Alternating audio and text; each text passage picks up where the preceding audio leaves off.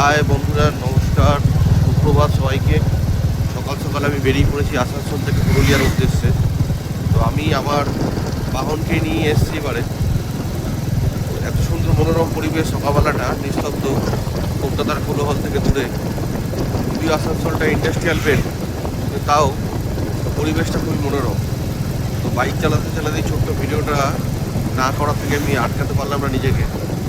তো সুন্দর, ভালো লাগছে কিন্তু চারিদিকটা গাছপালা এখনও এখানে প্রচুর আছে এবং শান্ত, একদম সুন্দর একটা পরিবেশ, ঠান্ডার মুহূর্ত।